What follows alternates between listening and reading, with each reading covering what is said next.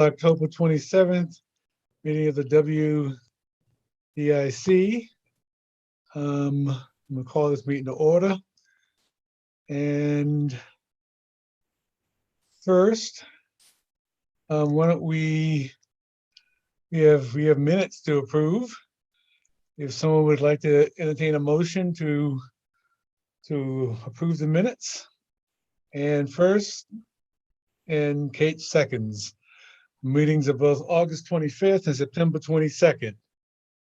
Any comments? Okay, hearing none. Why don't we just do a voice vote? All in favor of the minutes, say aye. Aye. Aye. Okay, Aye. those are approved. The next thing, we're going to have a fairly short meeting today, just because some people are not going to be here to be able to discuss things, but that will be fine, I assume, for everyone. Everyone's at the meeting. Let's talk about the diversity statement first. We had a meeting last Friday about the diversity statement, and we did not have a full meeting, and so we discussed it. We basically discussed the two versions of the diversity statement, the long version, the short version of the diversity statement, but we also had input from the community, from the employees about the diversity statement. We had about 4 pages of comments, and so we're really trying to figure out how to change the diversity statement in light of the comments that we received. I know Deanna sent out a doodle poll yesterday or the day before about this. And so we are going to probably have a special meeting of the WDIC either late November or early December in place of the late December meeting, in which we should have the diversity statement all ironed out by then, and we can pass it in this committee. So, and Rachel, do you have anything else to say about the diversity statement? I think you covered it. We've got a lot to consider, considering all of the feedback that we got. So hopefully we can get it through by the end of the year. Yep, we're shooting for the end of the year, but if not possible, we'll wait till next year, but we're really trying to get it done by the end of this year. And so again, the doodle poll went out, and all the dates that we're holding the possible special meeting at WDSC after that doodle poll date. Also, next, moving on to the next, I assume nobody has any other questions about the diversity statement. Okay. The next was about the communication process, and Dominic Recchio is going to speak, but I know he's in interviews right now, and so I assume he would not be here in time.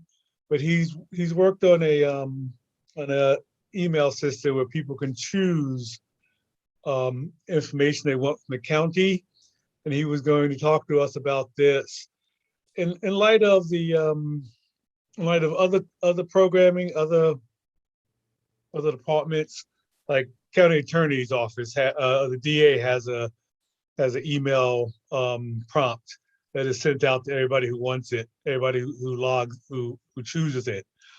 And so we might also have one for WDIC, for people who care about the issues involving this committee. They can select it on a prompt and be emailed the information as time goes on. But, and again, we're also discussing like it's Native American Heritage Month next month. And I know we were talking about basically doing more with the proclamations, like emailing them out to people, emailing about, because again, we do the proclamations, but if the staff doesn't hear about them, they don't know what goes on about them. And so we're looking to have a larger scope of information basically to inform the people that we're doing these proclamations and other items. Um, any other comments about this communication process? Okay. Can we have and Rachel, can you do a report on Team Jedi, whose, I guess, first anniversary is coming up? Sure. Thursday, from 12 to 1, we will have a town hall hosted by Team Jedi to update the workforce on the work that we've done over the last year and to celebrate our 1-year anniversary. So you should have all received an email from Deanna that went out, I think October 20th, inviting you to register for that town hall. So register and come check it out. And then there will also be, I think we're talking November 26th to give an update to the full legislature also. It'll be a similar presentation, just to update the ledge on the work that we're doing. Okay. Yes, and Team Jedi also gave us comments on the diversity statement too, that we are looking into. They've been very helpful. Any comments about, Leslie? Rachel, I'm sorry, what date was that for the legislature? November 16th is the date that we last discussed. Let me just double check in my notes here. Well, that would be the day, since it's 2 weeks from November 2nd, which we're not meeting on. Right. Oh, you said you're not meeting on the 16th? No, So we're not meeting on the 2nd, but we're meeting on the 16th. Okay. Yeah, I was told November 16th at 5:30, that meeting. Okay, so y'all are asking to do a presentation to the legislature on November 16th.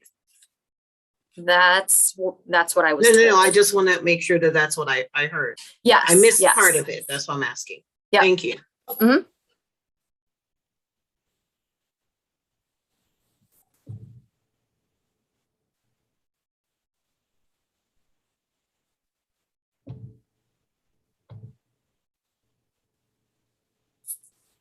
How long would the presentation be, Rachel?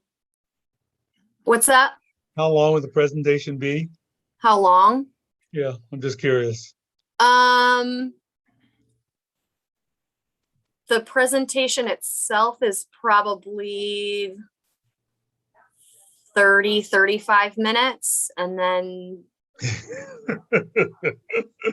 I mean, it can be shortened. I'm just saying we plan for the town hall, and I'm on the committee planning for the town hall. I'm not planning the ledge presentation.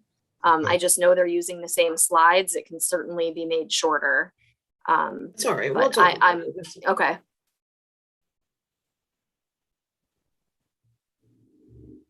Okay.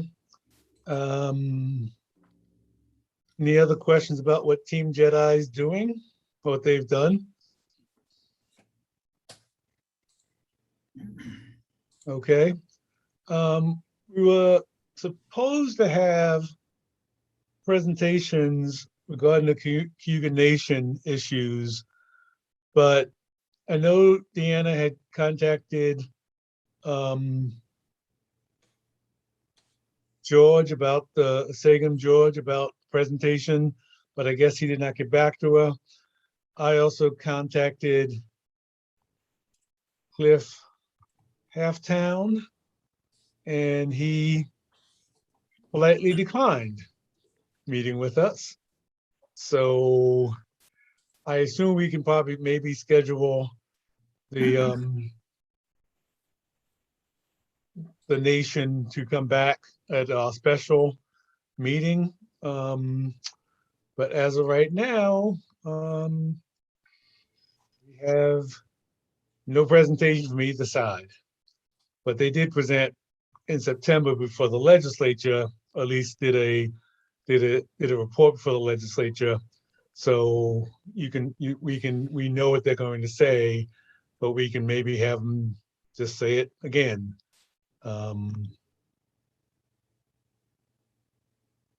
So that's that. And want to have, so that he can get out of here, Alan Lockett. I invited him to come talk about the ADA compliance because it was one of the issues that we discussed. And I'm just going to have him give a brief overview of the ADA compliance issues that is going on with the county buildings. Okay, thank you, Henry. Does anyone not know where to find the transition plans on our website? Should I go over that so everybody knows where it is? So compliance with the Americans with Disabilities Act is under the larger umbrella of Tompkins County Compliance Program. So on that website, you'll find a link to a whole bunch of stuff like ADA legislation, like Title VI of the Civil Rights Act, which was kind of a precursor to the Americans with Disabilities Act. Alan, can you tell me where that is? Yep, it's on our website. It's under the compliance program. I don't know if you're trying to navigate there now or not. I just put the link in the chat. Okay. Okay, excellent. thank you. So under our Tompkins County compliance program, I'm actually in there now. You'll find links to the Title VI of the Civil Rights Act, the Americans with Disabilities Act, and you'll also find a link to compliance program. All right. So under that is another link to our accessibility, handicapped accessibility program. So in there, once you get into that link, you'll find our transition plan. And I actually like to refer to it as a self-evaluation because transition is somewhat of a misnomer. We've already transitioned. All of our buildings are fully handicapped accessible, at least to people with physical disabilities, okay? So there's really two parts to accessibility. There's program accessibility and there's facility accessibility. Facility accessibility is where I come in, right? I'm a facilities guy. So we went around and we evaluated all of the county-owned facilities and our leased spaces. And what we looked for were barriers to get into the building. And we did this by assigning priorities, okay? So 4 priorities. First priority is approach and entrance. Can you even get to the building? Can you get from the parking lot to the front door? Can you get from the sidewalk to the front door? Are there things like curb cuts, handicap parking spaces, signage that get you to the building? Okay, that's priority 1. Second is access to services. Once you could get to the building and inside the building, can you access services? So for instance, once you're in the main courthouse, can you get down to the basement to access services at the county clerk? And actually, Rachel helped me out with this question. They have special counters and computers set up for people that need assistance, wheelchair height, for instance, and somebody that's available to assist somebody with special disabilities. Same holds true to the old jail, for instance. Once you get in there, can you get to HR? And once you're in HR, can you access what services they have? So pretty much all of our buildings you can get into and you can access the services that they have. So that's priority 2. Priority 3 is bathrooms. We checked all the bathrooms in the county-owned buildings. Is there at least a handicapped accessible bathroom available for people that are accessing our services? And the answer to that is yes, but there's also accessible bathrooms for staff too in all of our buildings. That's priority 3. And the last priority is pretty much everything else. So by everything else, I mean like life safety systems, fire alarms. Are they strobe? Are they audible so that people with visual or hearing impairments will know that a fire alarm is activated? Maybe water fountains. Are there accessible height water fountains for people to use once they're in the building? You know, we virtually found no barriers to accessibility in any of our buildings.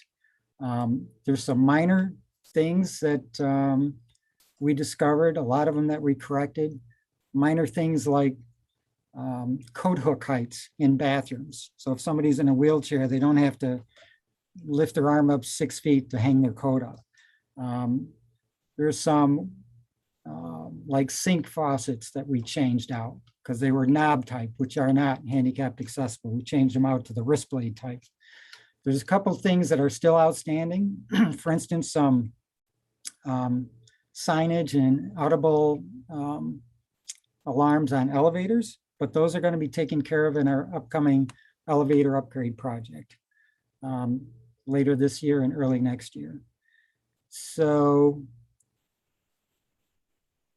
I'd have to say that we're in really good shape, and that's one reason I don't like to call these transition plans, that they're more or less self-evaluations. I know we've had new buildings come online and new departments. And when they come online, we always make sure that their services are accessible as well, just like all the others in the county. So that's where we are. Any questions from anybody? Yep. Rachel? So the elevator upgrade, is that just certain buildings or is that something that's happening in all buildings? Right. So it's only in certain buildings. It's in the main courthouse. It's in mental health. Excuse me. And it's in HSB. And those will all have fully handicapped accessible features once they're upgraded.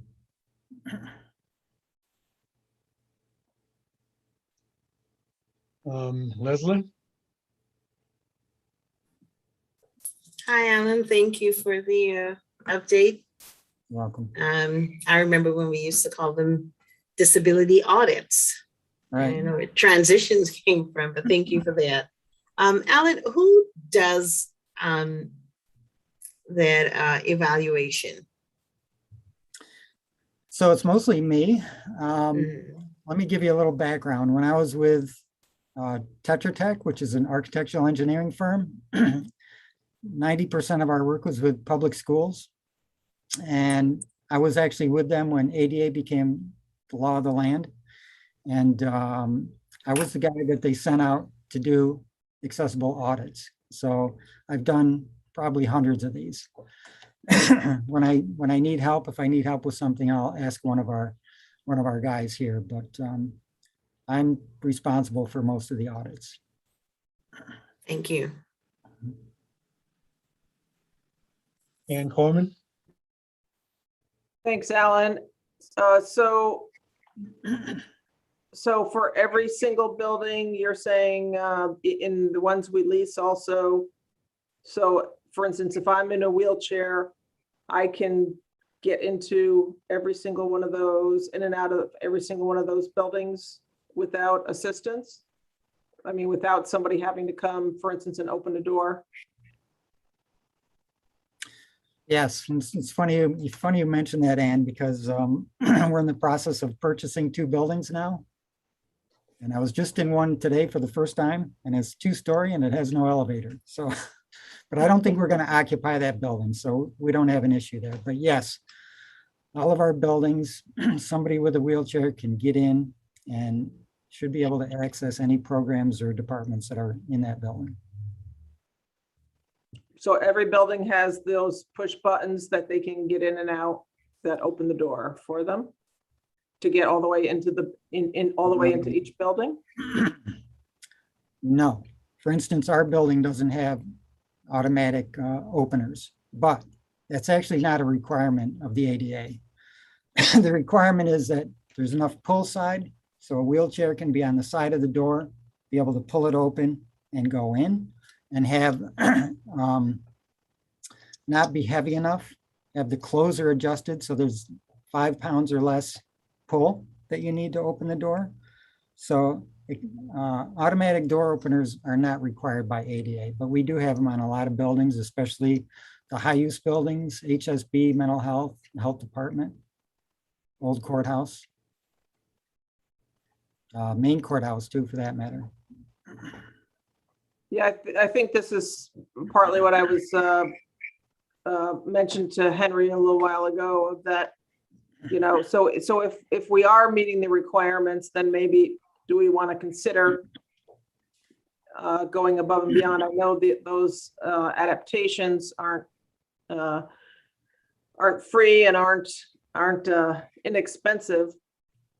But, you know, I'm just looking at knowing some of our buildings that it's could be a challenge for somebody getting in a wheelchair if they have to open up the door themselves. So you're saying it has to be only 5 pounds of pressure that Correct. they can open the door, 5 pounds of pull, right? pull pressure. So I don't know if that's something people want to talk about or think about at some point, that because some people are not able to do that.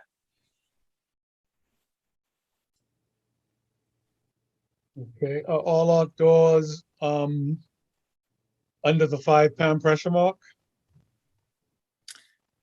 Well, I haven't measured them in a while, Henry, but I would say, yeah, you know, a lot of these upgrades are complaint driven too, right? So Okay. we haven't had any complaints about access to any of our buildings. If we did, we'd certainly address it. So I can't answer that question, but I don't know of any issues where people are having problems getting into our buildings. Okay. And what's the, you mentioned a new building that we're purchasing. Which, can you tell us what building that is? It doesn't have an elevator? Yes, it's the 308 North Tioga. It's the attorney office building. Okay. Thank you. Leslin, I see your hand raised. Is that still another question? Okay, Leslin.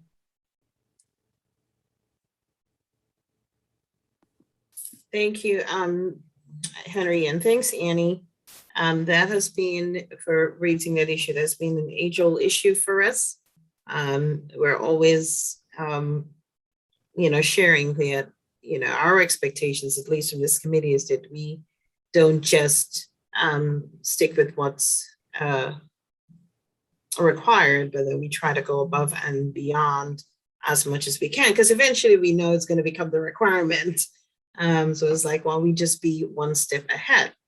So Alan, I want to lodge a complaint right now. I can never get into the courthouse door without dropping everything and literally throwing my whole body into it to get that door open. That is a very heavy door to navigate. And the door to the legislature, come into the legislature building, I find very inconvenient. Trying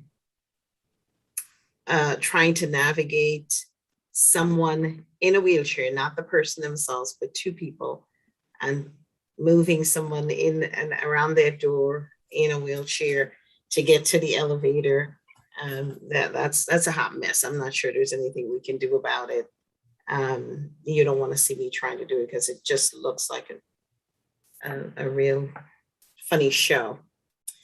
The other thing I wanted to also mention, and maybe you already do it, but it would be great for, and there's probably signage on the doors. I don't know if there's signage in DSS or wherever, that for folks coming into facilities who might, regardless of the poundage of the pull, might still have difficulties.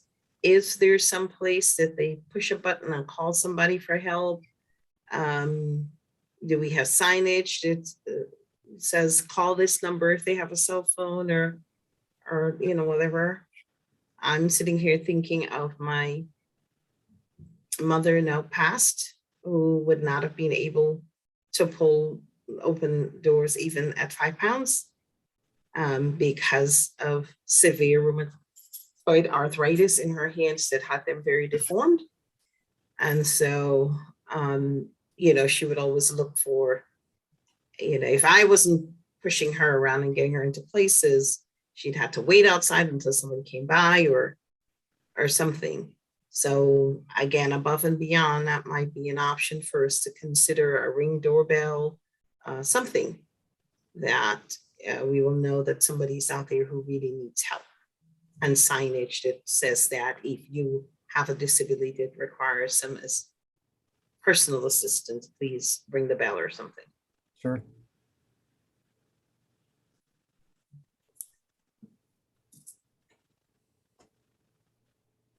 Well, those would be easy fixes. I mean, relatively inexpensive, and yeah, we could certainly do that. Any other questions for Alan? Just to jump in, on the human service building, we've really changed things up with the entry of the human service building as a result of COVID. So we now have people posted at the door. So we don't, if somebody needed help, at least during business hours, there wouldn't be a way to help people after, but during business hours, people are there and are most of the time actually opening the doors for people. So just so that people have that information about HSB. But I also can relate, Leslyn, to your challenge with the courthouse door. I've dropped my things before, so as well. So. Do you plan on having someone open the door for the next couple of months, or how long? We actually, I don't know, Henry. I don't know as we're gonna go back to the way things had been before COVID. I think we're probably gonna continue to try to utilize the plan that we have been utilizing, which is that we have people kind of greeting folks, asking people to put on a mask, and then, having them come into the building as they need to come in to conduct business. So I don't think we're probably going to change that anytime soon. I think what we're finding is that some of the incidents that we were having sometimes that created safety issues when people were entering the lobby freely and then would sometimes come in to like visit with other people or, to work out a conflict they had with somebody else. Those things are really avoided by having, somebody at the door greeting people, making sure that, they're entering with a mask on and welcoming them in a different way than we've done before. So, I mean, it could change if circumstances change, but right now I don't anticipate that. So it seems to be working pretty well. Okay. Okay, any other questions for Alan? Okay, well, thank you very much, Alan, for attending the meeting and informing us. My pleasure. Thanks. Yeah. And now we're just going to do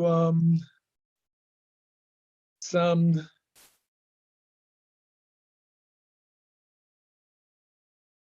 department updates. Why don't we get a update maybe from the Leslyn? I'm sorry, Henry. I just realized that you said right, Alan. Maybe as a follow-up from this committee, one of the things that I really like to suggest is as the audits, what do you call them? The evaluations are happening. Right.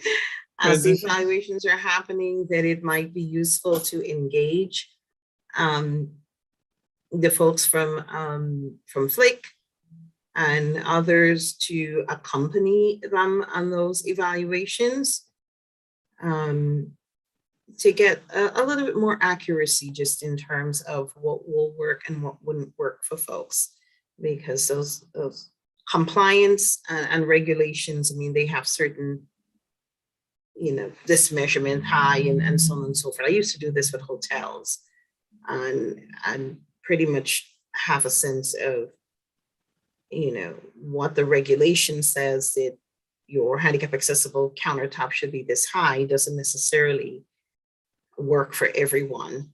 And everything isn't going to work for everyone, but it's always good to try and find a happy medium, and getting someone who has lived experience really does help in that evaluation. Okay. And Thanks. And on that topic, I mean, I certainly no criticism of Alan's great work, but just trying to, you know, as Leslie mentioned, being more inclusive and, you know, and to go above and beyond. So that's what I'm looking at, just because I have noticed a few things around our buildings, like, oh, geez, how could somebody get in and out of there? When I was going to school for occupational therapy, I did a paper on accessibility of our college. I was going to, they weren't too happy about that, because everything was supposed to be accessible. And I, you know, explained to them, okay, so I shouldn't have to go find somebody from the maintenance department to open up the freight elevator so that if I'm in a wheelchair or have a mobility issue, to be able to get up to go to that class, you know. And I'll never forget going on a train from just like Albany to Schenectady, how it was supposed to be accessible and something wasn't quite right. They didn't stop at the right place or whatever. And they're like, don't worry about it. Don't worry. And I was pretending I was wheelchair bound. And so their solution was to have somebody pick me up out of my wheelchair and then somebody else carry the wheelchair out. And I was just like, oh my gosh, you know, of the, you know, the physical invasion of having somebody do that. And anyway, so things, it's good to, you know, push the envelope here and see if things are really as good, you know. So I like what Leslyn said about having maybe some people that really like live and breathe this from different aspects to look at it, to make sure that we're doing, to me, everything we can. Thank you. Okay. I will say I'm glad Kit is here and Lisa are here as well, because it's been, you know, at least 15 years of saying we don't just have to stop at what the regulation says. It's been a very long time of the same mantra over and over again. So I'm not going to be on the legislature anymore. And so looking to you all to keep pushing for this. Yeah. We can be the gold standard. Yes, thank you. Thank you for bringing this up. And I will say, for instance, when we were doing the Office for the Aging, the Human Services Annex building and designing that, facilities did do an excellent job in scoping out, you know, the accessibility pieces. And because we were the Office for the Aging, we had access to many individuals with, you know, from the OT department or with lived experience with disabilities. They came through as well and found a few things that were very low cost, but were really easy to implement and made it that much more accessible. So I agree, there's always more to be done. And it's the people with the lived experience or people with that, the eye toward it, can really help point it out for us. Okay. I will look up Fleek and then, you know, work with them and trying to get maybe some audits done with the county. Okay, why don't we again shift to department updates? Reverend Clark, maybe you can give an update about your department. I'll be real brief. Our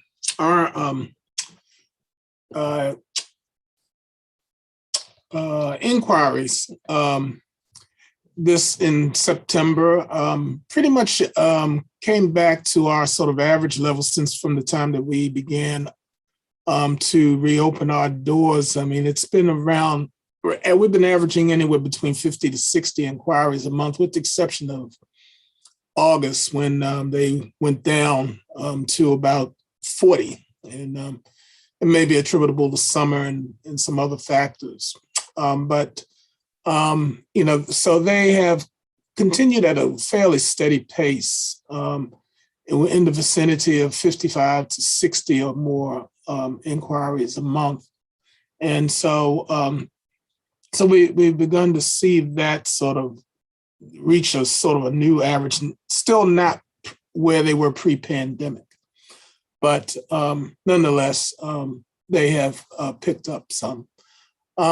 We had a very good program on issues that are affecting migrant workers. It was called Sin Papales, and the focus was on immigration, healthcare, and a living wage, which we had a migrant worker speaking about his reality, as well as a migrant worker advocate and the head of the Latino Civic Association. And you can view that program on our YouTube page. I am currently planning an event for International Human Rights Day, in which I will be meeting sometime this week or early next week with folks from the New York State Division of Human Rights, because we want to put together a panel discussion which would involve a panel of local human rights directors, as well as persons from the State Division of Human Rights for December. We're looking at ideally December 10th, which is actually International Human Rights Day. So, we have also too begun to we're in the process of having students do their submissions in classes for the annual Human Rights Arts Competition, which we suspended last year because of the pandemic. But we're looking at now having an event which will celebrate the students and their submissions, and will pick contest winners the first weekend in February, which will be, of course, during Black History Month. And we pushed it back a little bit this year compared to having it on the weekend following the King holiday. So those things are sort of, that's some of what we've been doing. And otherwise, things are going pretty well. Okay, any questions for Reverend Clark? Leslin? Dr. Clark, I'm not sure what you mean by inquiries. I have a set of questions for you. What do you mean by inquiries? As in, y'all are helping people file complaints, or? Well, in general, inquiries are persons who make contact with the office, and those inquiries, while they include, for instance, persons who have human rights complaints or concerns, some of which we help in terms of filing complaints, and others we refer to other agencies if their issues don't rise to that level. That also includes, also in that number, administrative inquiries, inquiries from other county offices or other social agencies as well. And so they're basically contacts that are made to the office along several categories. And off the top of your head, about how many of those are where you're helping people get their complaints to the state? I would say in terms of those that actually, in terms of what happens with actual complaints, I mean, I would say that might possibly be anywhere from, I would say from 5 and maybe to, in other cases, it may be more, a month, but not, a huge amount. But I would say maybe on average, maybe about 5 of those may result in a complaint filed with the State Division. I'm sorry, I don't get to go to HHS, so bear with me. Are people still able to stop in the office and use the computer and get assistance in filing their complaint? Well, they're able to come in and meet with me, and what I tend to do is either if they do not have a computer, we print out a complaint, and we will either, if they come in person, we will provide that for them, or if they have a computer and say we do an intake by phone, we'll refer them to the State Division site, the page where it explains how to file a complaint and where the complaint forms are for employment, for housing, and for other areas. And so we don't sit down and kind of go through, I mean, at least not in the way in which we did, at least initially. So yeah, so that's the way we do it, you know, and make ourselves available to answer any questions that they may have in the process of filing or filling out the complaint. Okay, may I ask you 2 more questions? Sure. Is there any movement in reviving the local human rights awards and dinner that you used to host? Doesn't have to be the dinner, but maybe the awards? There are no concrete plans at the moment toward that end. That has been something that has been discussed in several monthly meetings of the Human Rights Commission, but that is not yet, there's some interest in doing that, but that we not yet moved toward really making concrete plans toward that end. All right. And lastly, for me, you know, I do see the panels. I am able to make some of them occasionally. And I just wonder, like in those in-between times, what level of education and advocacy work is the office doing? A good example for me is next week is elections. There's a proposition on the ballot, you know, for New York State to make access to clean air and water a right. Mm-hmm. And I just wondered if the office has done anything around, you know, educating the community about the right to clean air and a right to clean water, at least for folks, or any of the other things like that that you might be.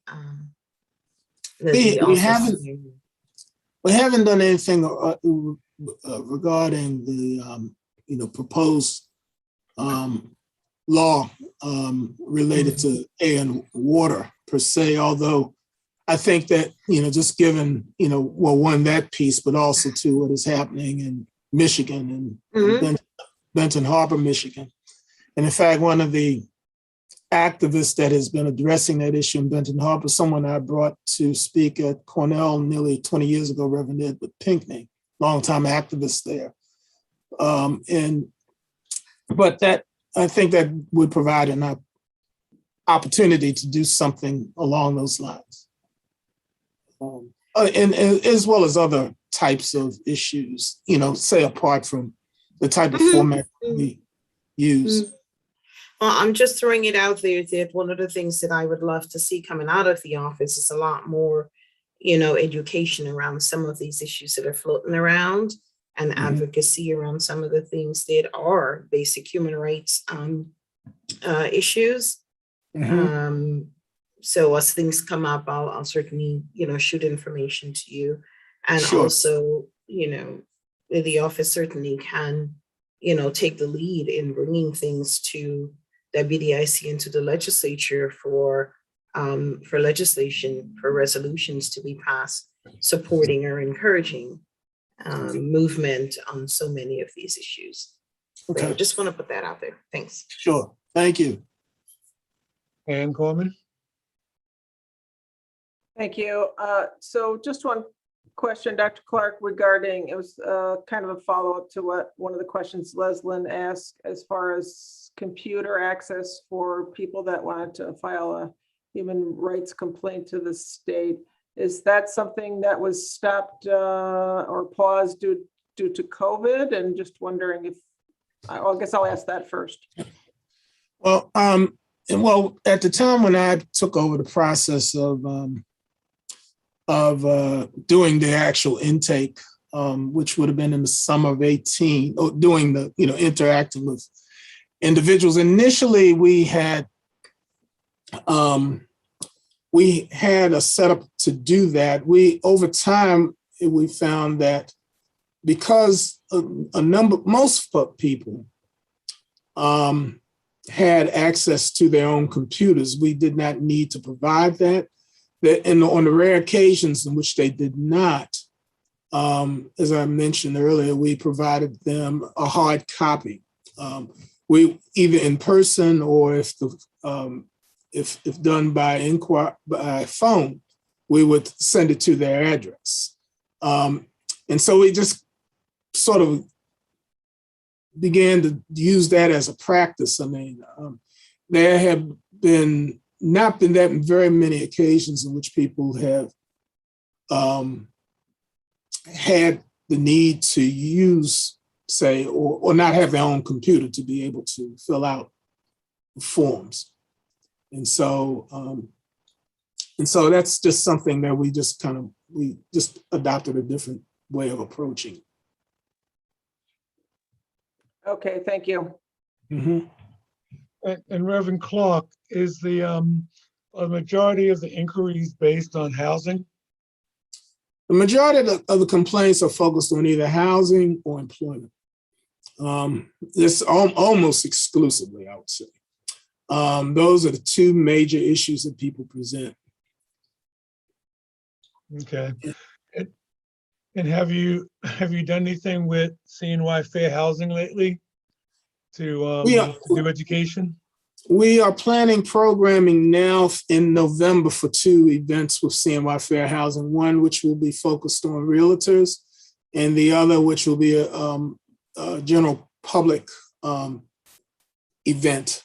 So we're in process of putting those in motion in November, and we will have some publicity out to that will be sent to landlords and other property owners, as well as the public in the next couple of weeks. Okay. And I assume, since it's almost November, you have nothing planned for Native American Heritage Month? I don't have anything planned for Native American Heritage Month at this time. Okay.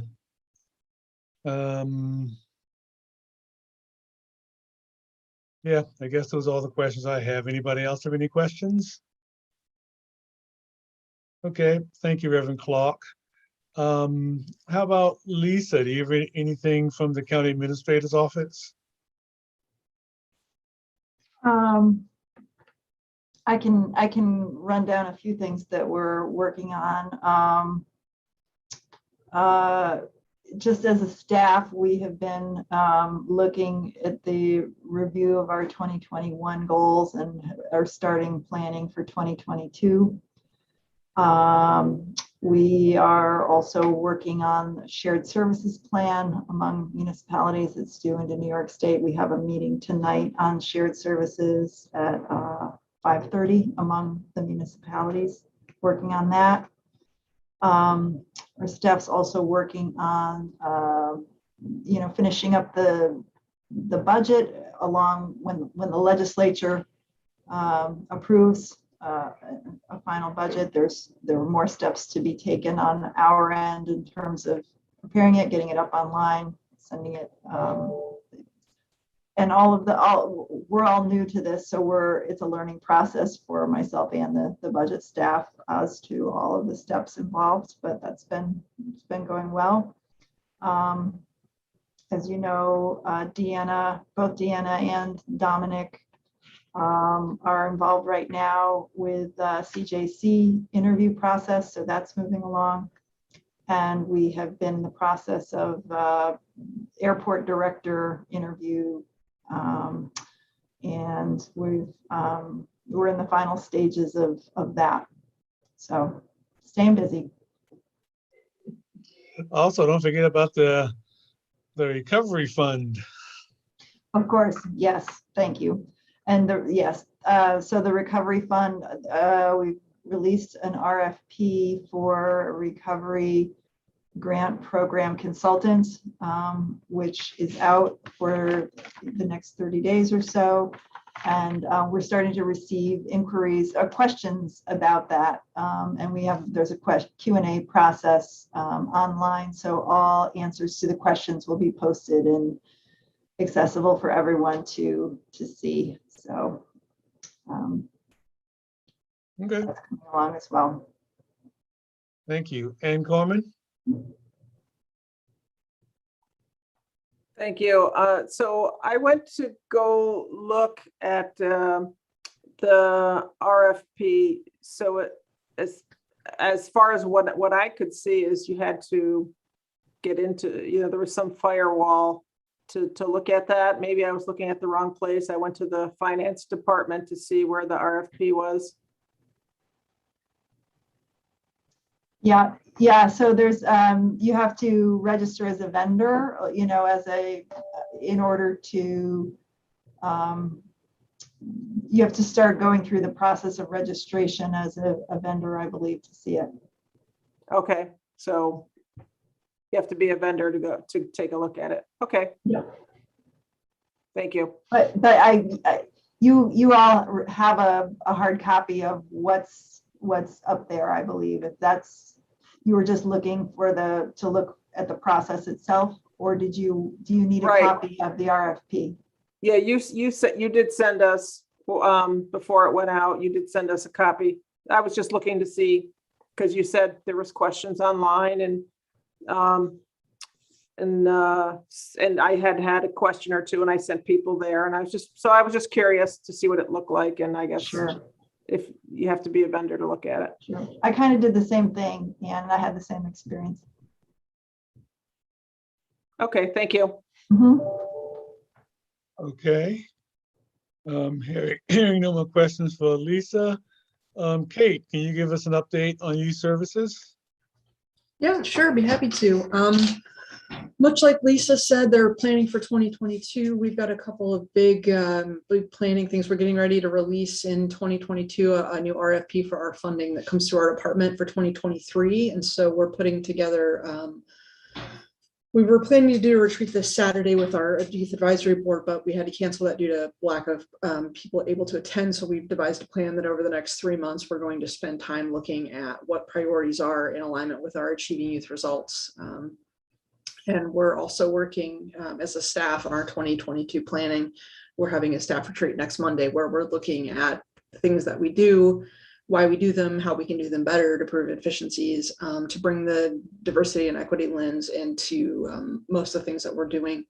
We're doing some good work, but I think we can do better on that. And so one of the cool things that we provided in October for our municipal youth service systems, to my knowledge, one of the first times we've done it, we provided a DEI training for all of the different youth commissions and the different municipalities for the chairs and vice chairs.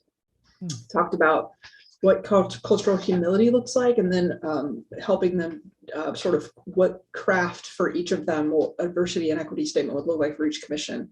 So it's like having 6 different children who have 6 different sort of issues. So it's kind of a complicated case for some of them, just to look at things differently, because some of them own buildings where they rent out the facility for different community events. Some only fund one program through theirs, and the Joint Youth Commission funds multiple things.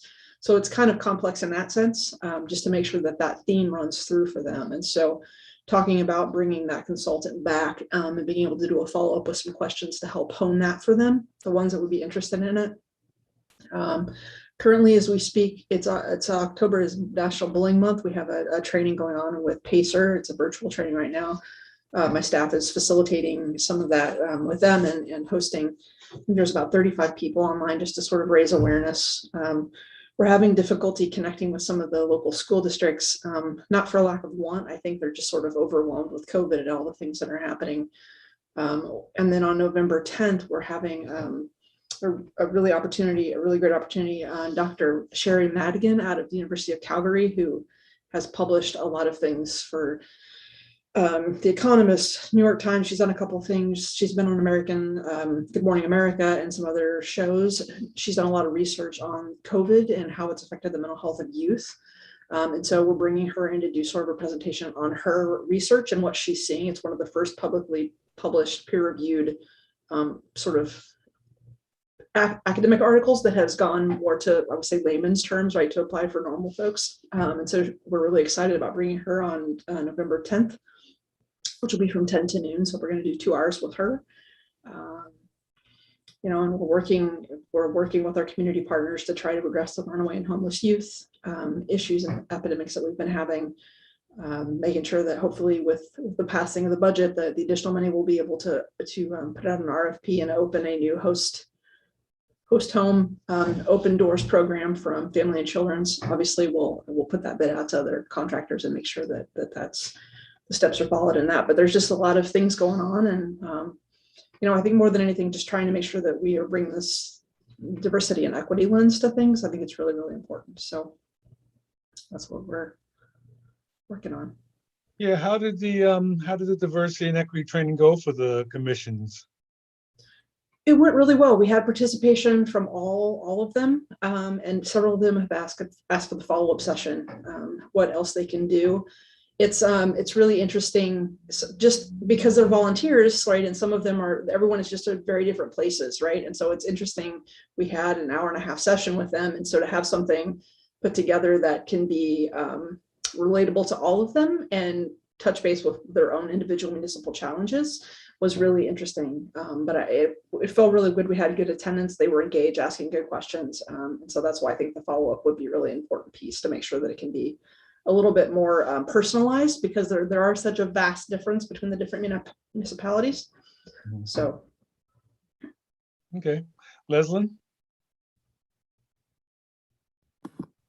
Thank you. So Kate, I was going to ask just a little follow-up, but I think you might have mentioned it there, on what are their plans for having trainings within their own municipalities and sort of implementing some of what they took away in these various municipalities. What are their plans to do that? Is that what you were asking? Right. Do you know if there's? I mean, as far as doing, I think this is kind of the first of its kind that we've done with our municipal youth system. We've typically done these provider trainings for youth development specialists for the last few years. And so this is really something that we as a department feel is important to bring, not just to those youth development specialists, but also to these commissions that set forth the policies and priorities that some of that youth programming obviously is implemented in those municipalities. And so my hope is that sort of sparking their interest and then being able to have these follow-up sort of individualized conversations will allow them to think about how they want to incorporate that into what they're doing moving forward when they have the retreats for yearly planning. We've been working with them. We have a document that's called the Vitality Checklist that looks over several different sort of ways that an organization or a commission will operate. So it looks at things like governance, the way the meetings are set up to make sure that they have proper complaint processes in place if someone who has a complaint in a program that they fund. So I think really what we've challenged them to do is not look at, one thing that we specifically did with this vitality checklist that we did with the commissions was not to look at it as workforce development, DEI was a separate thing, but that we made sure that we included questions that challenge that in each of those areas. So it's really shifting sort of that mentality. And seeing what each of their budgets are sort of brought by their own municipality, so that to have additional trainings for them, that would be something that the municipality would have to do. But I think that we can bring some things to them which will help with that, at least spark that interest and encourage them to dig in deeper. Does that answer your question? Partly. May I ask a follow-up? Okay. Yes, ma'am. So most of these municipal youth services organizations, I might be saying the wrong thing, do get some degree, not a lot of funding from the county. Is that something that you think through your office that you all can require of municipal youth services that, they engage in DEIJ training and implementation of processes and strategies to sort of move the needle on that? We have more and more of a diverse group of people who are moving into our rural municipalities. Sure. And so, I just wonder how much work people are doing to ready themselves, to ready their environment, as well as to, how to be inclusive. Yeah, no, I definitely think in terms of language and contracts, that is something that we could look at. And I think it's something as we start to review those processes over the next year in planning, we can definitely figure out what that's engaged like. Mhm. I think most of the funds that they get through are actually put towards the youth development themselves. Like they pay the salary of those, the CCE. And so that's another contract that we can look at and increase some of the verbiage in that and make sure that we're putting those requests in. So yeah, absolutely. I think that's something that we plan to do. That's another sort of piece with this youth advisory board, looking at the agencies that we fund as well, that we're looking at putting language into contracts to make sure that we're being focused. And not just with the language in the contract, but also when we're looking at their RBA goals and achieving those results, that we're being really specific in the language that we're using. So it's absolutely something that we could do. I think one of the things that our department does that adds a lot of value to the community are these training sessions. And so one of the things that I was really excited to do this year was to sort of shift it just from the agency focus, but to bring it into the municipal youth services system. And one of the OTRs we put in was for a community sort of conversation to start and have sort of a thank you event for them and really sort of lay out the plans. And part of that will be focused on diversity and equity too, just to bring everybody together. Initially, we're just trying to create sort of a network among those people who are the chairs and vice chairs of the different commissions, and then give them a chance to learn from each other. So we're trying to attack it from both ends to move that needle, but absolutely we can embed it in contracts and different things. I think that would be a very useful thing to consider, especially if we want to keep this movement going. And according to Henry Grandison, the county has a lot of money. I'm not going to be here, so you might want to look at getting some of that money for some training and education. Now, I'm just saying. Okay. Yeah. No, that's great. We were discussing earlier today and a couple staff members how we can move that needle and offer more of those trainings. So that's great. I'll reach out to Henry for a little bit more specifics on that. Yeah, because I control all the money. I think so. That's what I heard, right? Yeah. Well, Kit Gephardt is here. Can she maybe give us an update on your department? Sure. Sorry, I had to bounce off there briefly. So we are, one of our central themes right now is to really talk about the return to full face-to-face work, which we anticipate at the end of the year. We've been slowly, we've been working with people face-to-face all through the pandemic, but that there have been many waivers in place, especially on the eligibility side of things. So with that work, there are obviously people that we've been working with face-to-face, but many people that either we haven't had a reason to meet face-to-face with, we've been able to do work through the phone or other means, or that, clients are requesting not to have face-to-face. There is still going to be some provision for that, but as of the beginning of the new year, that work will largely return to face-to-face. So we're putting in safety measures for people that we serve, for the staff, and really looking at how do we make sure that we are both doing things in a way that is going to maximize accessibility of services, reduce barriers, really try to increase comfort for people, but it takes some planning and some work, and so there's some conversation with staff that we're having around that. We're also currently, so we've had a really mild fall, and I feel really fortunate that that the weather has remained so nice for so long. But we're we're in the process of working with an increasing homeless population. We have about 87 people currently in shelter, and 3 large families currently that are being served through our homeless services division. And, that's up from just, not that many weeks ago that we were at about 65 people that were homeless. So we're definitely seeing those numbers go up. We've been working with St. John's Community Services to really look at how do we support people through the sheltering system. We're looking at putting some things together in terms of Code Blue, although some of the Code Blue stuff from the state has been delayed this year. Not that we can't move forward with that any night that the weather is 32 degrees with wind chill, we can put Code Blue into effect.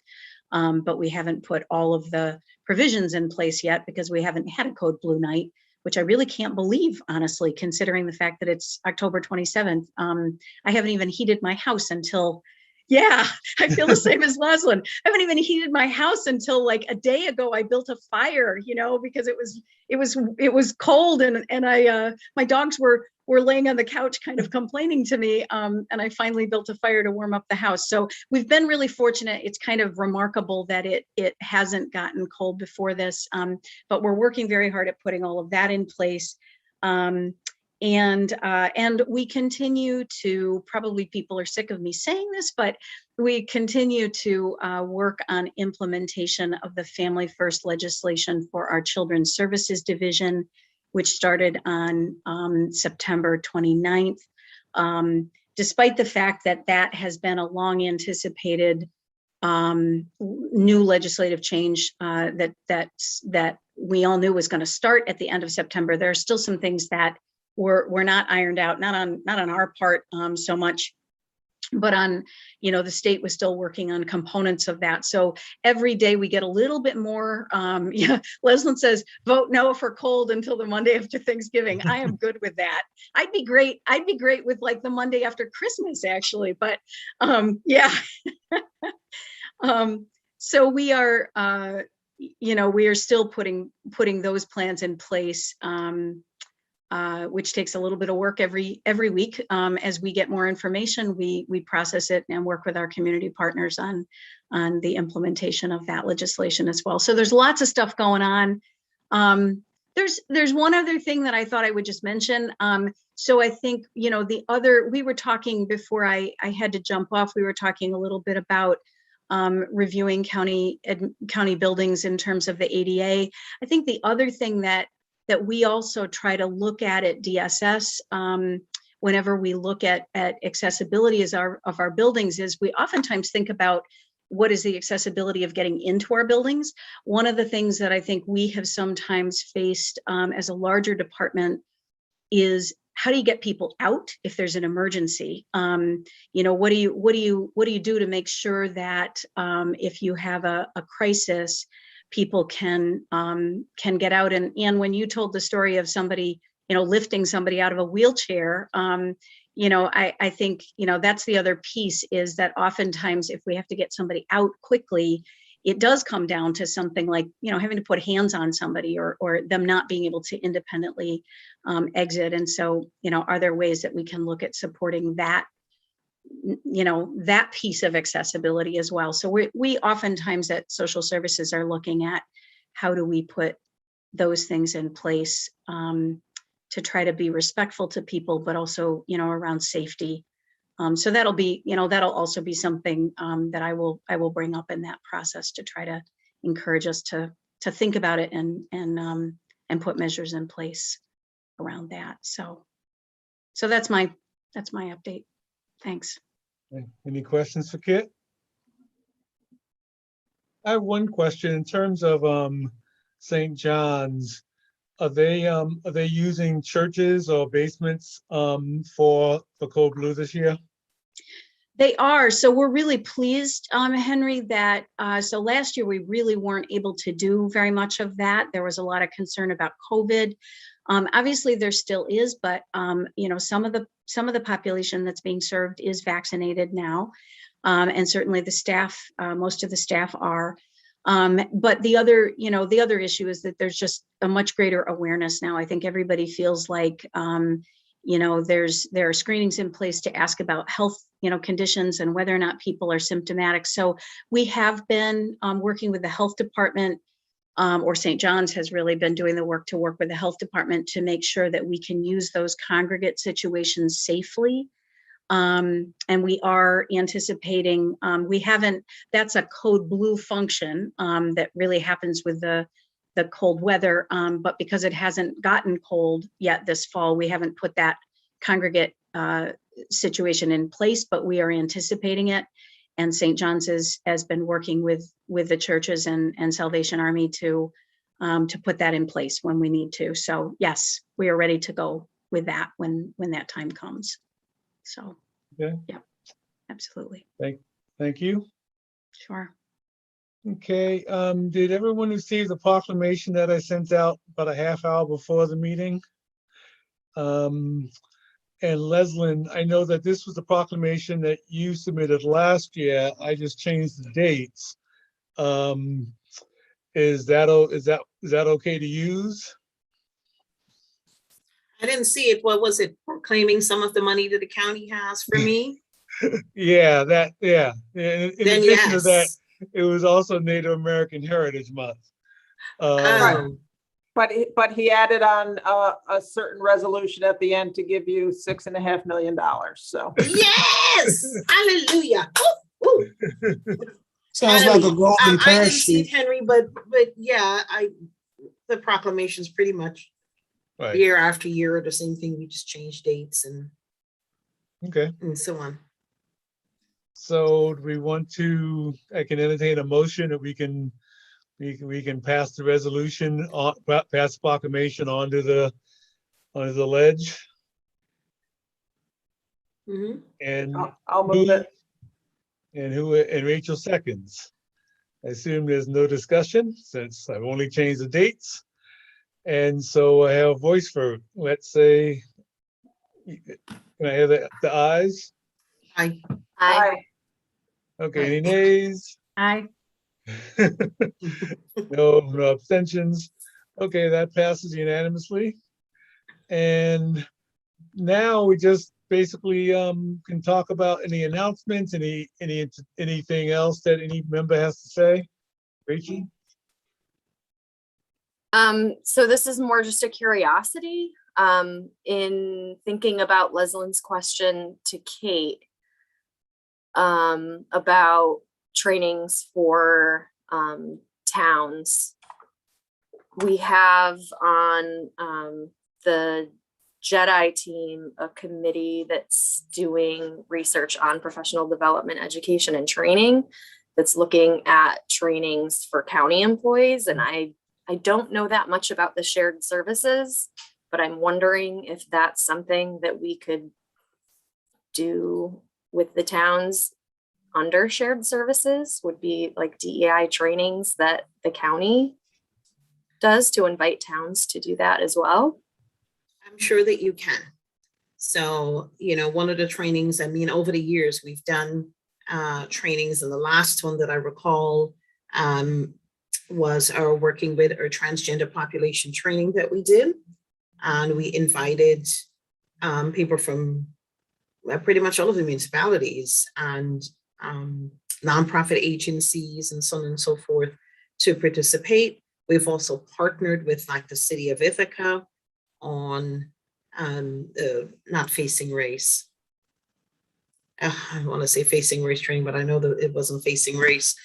Training with David Billings and invited people from the various municipalities to participate as well. So we can do that. Certainly the county can offer training and encourage attendance by others, give people a certain number of slots for them to attend.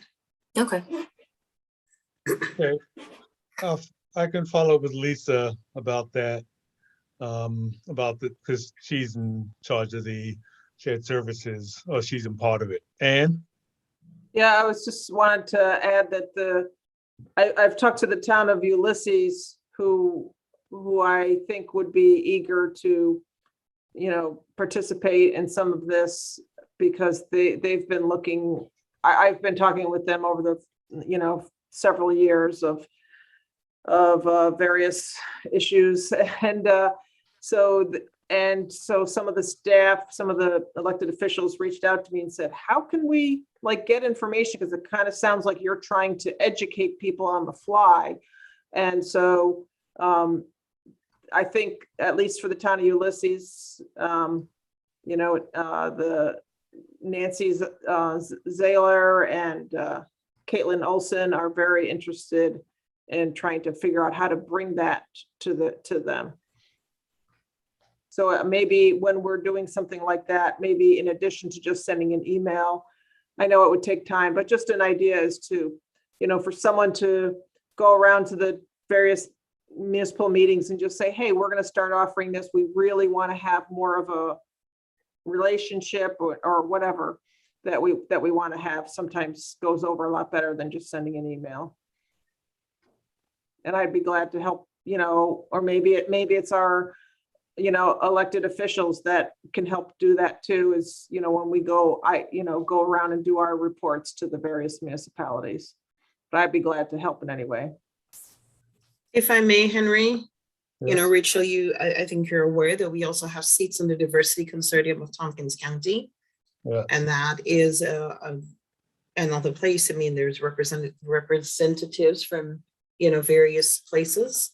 So JEDI partnering with the Diversity Consortium of Tompkins County might be a good idea. So I know the consortium hasn't done this roundtable, because of COVID.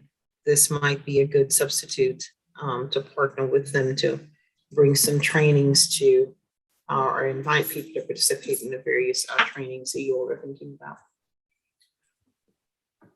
Yeah, and Ann and I are both on that consortium. Yeah. Okay, any announcements? Just a couple of things. One, we're still advertising and trying to get the word out that we're looking for a youth to represent Tompkins County on the Governor's Council. We've put a deadline on that for November. I think it's either 14th or 15th. There's a website. There was a news press that Dominic released. I'm happy to forward that to you guys too. So if any youth would be interested in doing that, we'd love to talk to them. We can help them through the process. There's an application that they have to fill out. It's an online application. They're required to submit a video, and then they have to get references, 2 or 3 references. And we did this last year. We had a young lady from Dryden who represented us, did a really good job, but she's gone on to college. And so we have an opening. It'll be a 2-year term that will start in January of 2020. Listen, did you have a question?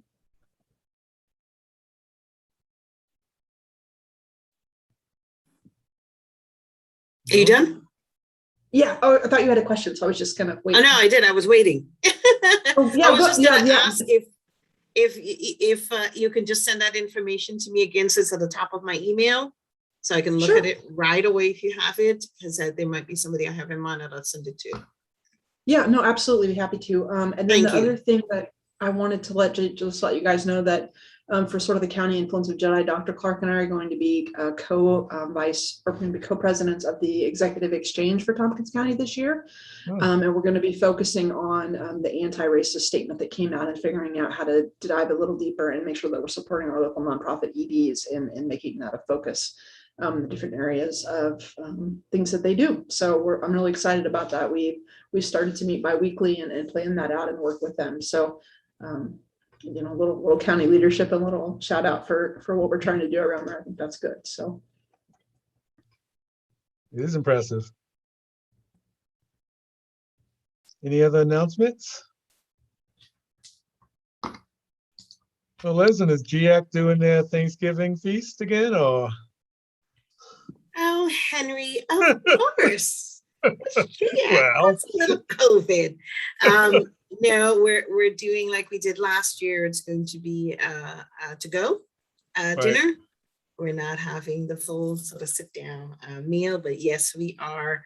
The Friday before Thanksgiving, which I don't remember what day it is. I think it's the 19th, November 19th. Yes. We are offering our Harvest Fest dinner to go. Last year, we served twice as many dinners as we'd have served if people were sitting down and eating, because you can only accommodate so many people in the space. And folks don't want to eat and leave for other people to come in and sit down. But for them to get it and go, yes, normally we'd serve about 700 meals.